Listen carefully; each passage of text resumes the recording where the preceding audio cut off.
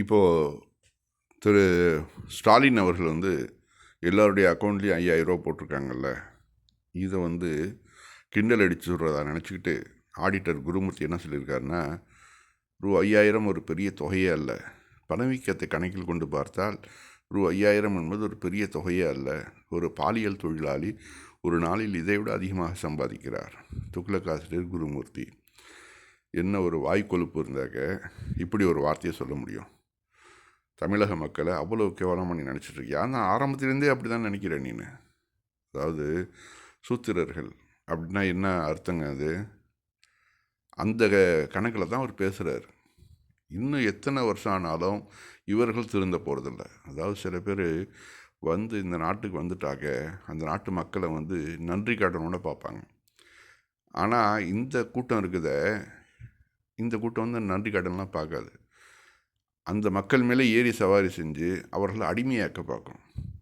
அந்த வகையில் தான் இத்தனை நாளாக சூத்திரர்கள்னு சொல்லி கோவிலுக்கு வரக்கூடாதுன்னு சொல்லி என்னென்ன கொடுமைகள்லாம் பண்ணணுமோ மார்புக்கு வரி போட்டு அந்த மக்களை அவ்வளோ கொடுமைப்படுத்தி அவர்களுடைய நிலங்களெல்லாம் பறிச்சுக்கிட்டு, அதாவது ராஜராஜ சோழன் காலத்தில் எத்தனையோ தலித்துகளுடைய நிலங்கள் வந்து பார்ப்பனர்கள் ஆட்டை போட்டது நிறையா இருக்குது.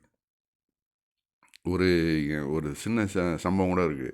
என்னோடய ஒரு சொந்தக்காரருக்கு வந்து ஒரு நிலத்தை வாங்கிறதுக்காக போனப்போ, அப்போது அந்த நிலத்தோட உரிமையாளர் யாருன்னா மெட்ராஸில் அவர் ஒரு தலைமுறைக்கு முன்னாடியே போயிட்டார். சென்னையில் போய் செட்டில் ஆகிட்டாப்புல.